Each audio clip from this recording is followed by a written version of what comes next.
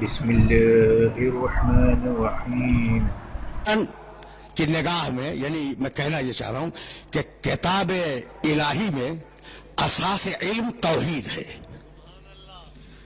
موضوع ذرا سا نامانوس ہے لیکن میرے ساتھ چلتے رہنا، اس لیے کہ اب دامن وقت میں گنجائش بہت زیادہ نہیں ہے. اساس علم توحید ہے. اب میں کیسے اپنے سننے والوں کی خدمت پیش کروں کہ معصوم کی خدمت پہ ایک شخص آیا اور کہنے لگا کہ فرزند رسول یہ سورہ قل هو اللہ احد ہے کیا؟ یہ سورہ قل هو اللہ احد یہ کیا ہے؟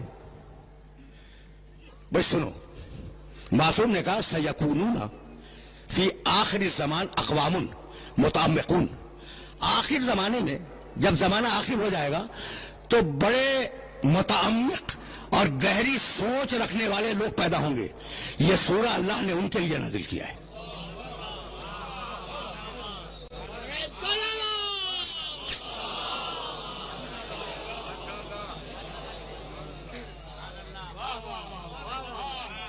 سیکونون فی آخر الزمان اقوام متعمقون، عمق میں جانے والے، گہرائی میں جانے والے جو لوگ ہوں گے آخر زمانے میں، اللہ نے یہ سورہ ان کے لیے نازل کیا. بھائی بہت توجہ ہے. جانتے ہو کہ اس سورہ کا شان نزول کیا ہے؟ یہودی آئے اور یہودیوں نے آنے کے بعد رسول اللہ سے کہا کہ یا رسول اللہ آپ ذرا اپنے اللہ کا شجرہ نسب بیان کریں. سنو اور جملوں کو یاد رکھنا، اس لیے کہ یہ جملے کام آئیں گے. مقام توحید پر روک کر کچھ تمہیں ہدیہ کرنا چاہ رہا ہوں میں.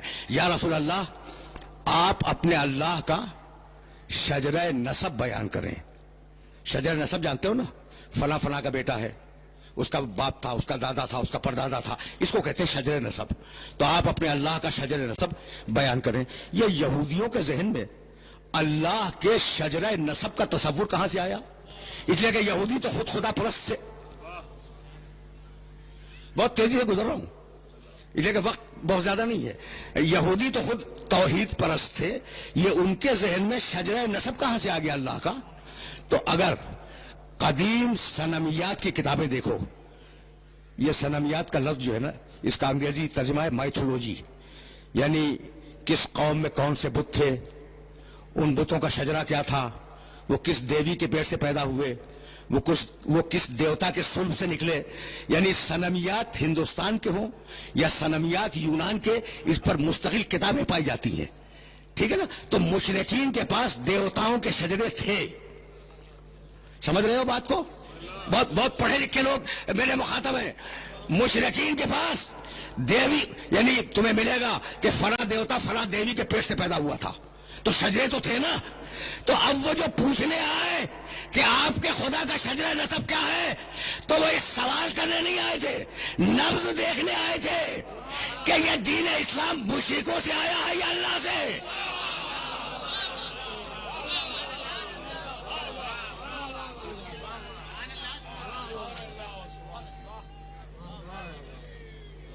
سمجھ رہے ہو؟ وہ نبض ٹٹولنے آئے تھے کہ پوچھو یا رسول اللہ آپ کے اللہ کا شجر نسب کیا ہے. تو اگر انہوں نے شجر نسب بتا دیا تو یہ مشرکوں کی ایک نئی شکل ہوگی، اسلام شرک کی ایک نئی شکل ہوگی. اور اگر کچھ اور بتا دیا تو پھر ہم غور کریں گے. تو آپ کے، بھائی توجہ رہے، آپ کے خدا کا شجر نسب کیا ہے؟ اب جواب آیا بسم اللہ الرحمن الرحیم. قل هو اللہ احد. کہہ دو کہ وہ اللہ، وہ کون جس کے متعلق سوال کر رہے ہو؟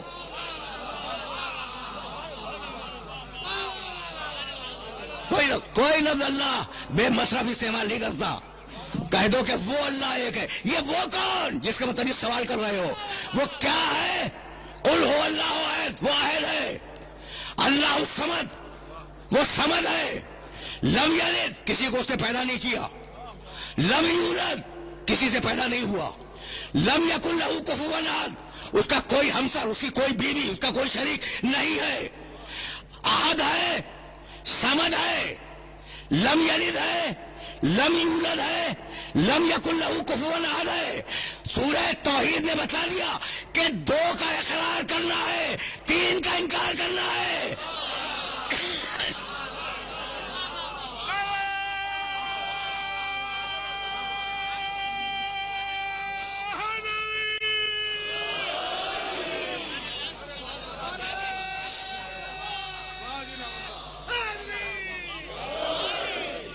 بہت بہت بہت سامنے کی بات ہے نا کہ قل هو اللہ احد اللہ الصمد. وہ احد ہے وہ احد ہے وہ صمد ہے. دو کا اقرار کرو. لم یلد انکار کرو. لم یولد انکار کرو. لم یکن لہ کفوا احد انکار کرو.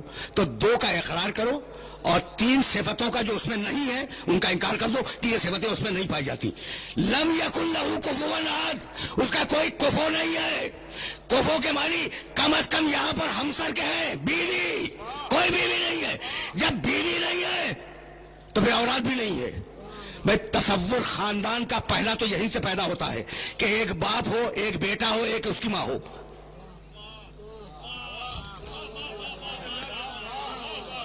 خاندان کا تصور یہیں سے پیدا ہوتا ہے کہ ایک باپ ہو, ایک اس کی بیوی ہو اور پھر ایک بیٹا ہو. تینوں کی نفی کی. بھائی توجہ رہے. لم یکن لہ کفوا احد, بیوی نہیں ہے. جب بیوی نہیں ہے تو بیٹا کہاں سے ہوگا؟ بھائی بہت بہت توجہ رہے. لم یکن لہ کفوا احد, کوئی کفو نہیں ہے. کفو کے معنی ہمسر, کفو کے معنی برابر, کفو کے معنی زوجہ. اگر یہ لفظ ذہن میں آ گیا تو اب مجھے اجازت دو کہ میں اپنے پیغمبر کی ایک روایت سنا کے آگے بڑھ جاؤں. کفوون کے سلسلے میں کفو ہمسر, کفو شریک زندگی, کفو زوجہ, کفو شوہر, دونوں کے لیے کفو کا لفظ ہے. کہنے لگے میرے نبی کہ لولا علی لما فاطمہ تا کفون, اگر علی نہ ہوتا تو فاطمہ کو کوئی کفو نہ ملتا. وہ خدائی میں یکتا, یہ بندگی میں یکتا.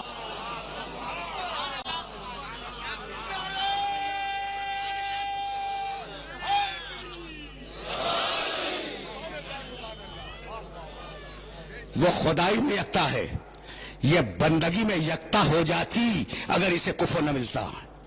بھائی عجیب و غریب مرحلہ فکر ہے, اور اس مرحلہ فکر پر تمہیں روکوں گا نہیں. تو اب یہودیوں کو جواب مل گیا کہ اس خدا کا کوئی خاندان نہیں ہے, اس خدا کا کوئی رشتہ دار دنیا میں پایا نہیں جاتا. یہ خدا کسی کا بیٹا نہیں ہے, یہ خدا کسی کا باپ نہیں ہے, خدا ہے مجرد. تو اب کیسے پتا چلے کہ یہ خدا ہے کون؟ کہا کہ اب ہم اپنی نشانیاں دکھلائیں گے. دیکھو سلسلہ فکر مسلسل ہے, ہم اپنی نشانیاں دکھلائیں گے. اور اب قرآن مجید نے بار بار نشانیوں کا سلسلہ بیان کیا, مسلسل نشانیاں بتائیں. ہر سورے میں جو سورہ تیبان ہیں, جو لمبے لمبے سورے ہیں نا, اس میں مسلسل اپنی نشانیاں بتاتا چلا. کہنے لگا خلق الانعام لکم فیہا دفء ومنافع ومنھا تاکلون ولکم فیہا جمال حین تریحون وحین تسرحون وتحمل اثقالکم الی بلد لم تکونوا بالغیہ الا بشق الانفس ان ربکم لرؤوف رحیم والخیل والبغال والحمیر لترکبوها وزینة ویخلق ما لا تعلمون. تم ہماری نشانی ہو. سنتے جاؤ, اب میرے پاس وقت نہیں ہے کہ میں پوری تفصیل سے ترجمہ کروں. تم ہماری نشانی ہو, جن سواریوں میں چلتے ہو وہ ہماری نشانیاں ہیں. ہم نے تمہیں اونٹ دیا, نشانی ہے.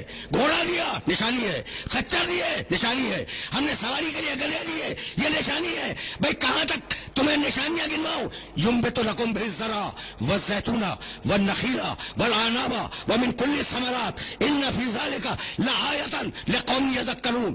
بھائی عجیب بات ہے, ہم نے تمہیں کھیتیاں دی, ہم نے تمہیں پھل دیے, ہم نے تمہیں پھول دیے. یہ نشانیاں ہیں ان لوگوں کے لیے جو ذکر سے کام لیتے ہیں, جو فکر سے کام لیتے ہیں. الذی سخر لکم اللیل والنہار والشمس والقمر والنجوم مسخرات بامرہ ان فی ذلک لآیات لقوم یعقلون. ہم نے سورج کو تمہارے لیے مسخر کیا, چاند کو تمہارے لیے مسخر کیا, زمین کو تمہارے لیے مسخر کیا, آسمان کو تمہارے لیے مسخر کیا, ستارے اپنے کنٹرول میں رکھے. ہم نے اس میں نشانیاں رکھی ہیں ان لوگوں کے لیے جو عقل سے کام لیتے ہیں. علم ترو ان اللہ.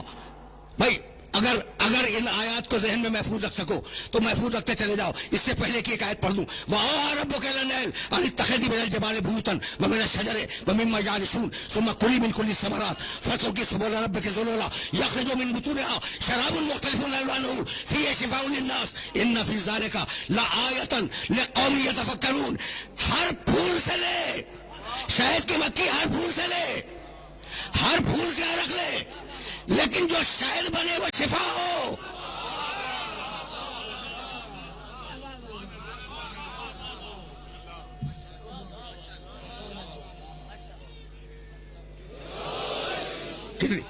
کتنی آیتیں بتلاؤں جہاں اللہ اپنے نشانیوں کی طرف انسانیت کو متوجہ کرتا ہے. ان فی ذالک لآیۃ لقوم یتفکرون. آیتیں ذہن میں محفوظ رکھتے جاؤ گے نا, اس لیے کہ یہ آیتیں تمہیں کبھی کام آ جائیں گی. الم یروا الی الطیر مسخرات فی جو السماء ما یمسکہن الا اللہ ان فی ذالک لآیات لقوم یؤمنون. تم نے یہ غور نہیں کیا کہ فضاؤں میں جو پرندے گھوم رہے ہیں, علم یروا الی الطیر, تم نے پرندوں کو نہیں دیکھا؟ مسخرات فی جو السماء, انہیں یہ روکے ہوئے ہیں آسمان کی فضا میں, یہ روکے ہوئے ہیں. طریقہ تو یہی ہے کہ زمین چیزوں کو کھینچ لیتی ہے. یہ تصویر میں اب یہ اچھال دوں, زمین اسے کھینچ لے گی اور زمین پہ گر پڑے گی. بھائی یہی تو ہے نا کہ زمین میں کشش ہے اور وہ کھینچ لیتی ہے. علم یروا الی الطیر, تم نے پرندوں کو نہیں دیکھا؟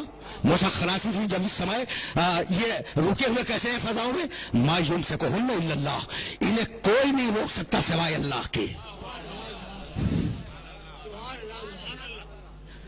پہنچ رہے ہیں یہ میسج پہنچ رہے ہیں. ما یمسکہن الا اللہ ان فی ذالک لآیات لقوم یؤمنون. ہم نے ان پرندوں کے رکنے میں نشانی رکھی ہے صاحبان ایمان کے لیے. اب تک جو میں آیتیں پڑھ رہا تھا, نشانیاں ہیں صاحبان عقل کے لیے, نشانیاں ہیں صاحبان فکر کے لیے, نشانیاں ہیں صاحبان ذکر کے لیے, نشانیاں ان لوگوں کے لیے جو تدبر سے کام لیتے ہیں. یہ واحد مقام ہے جہاں کہتا ہے نشانیاں ہیں مومنین کے لیے. بھئی کیا نشانی ہے؟ کیا نشانی ہے؟ فضا میں رک جانے پر مومن کے لیے نشانی ہے. مومن کے لیے نشانی ہے کہ پرندے فضاؤں میں رک نہیں سکتے اگر اللہ انہیں نہ روکے. بھائی مومن کے لیے نشانی ہے کہ اگر مومن ہے تو اس کے ذہن میں فوراً خیال آئے گا کہ خیبر کے میدان میں میرا علی فضا میں کیسے رک گیا تھا.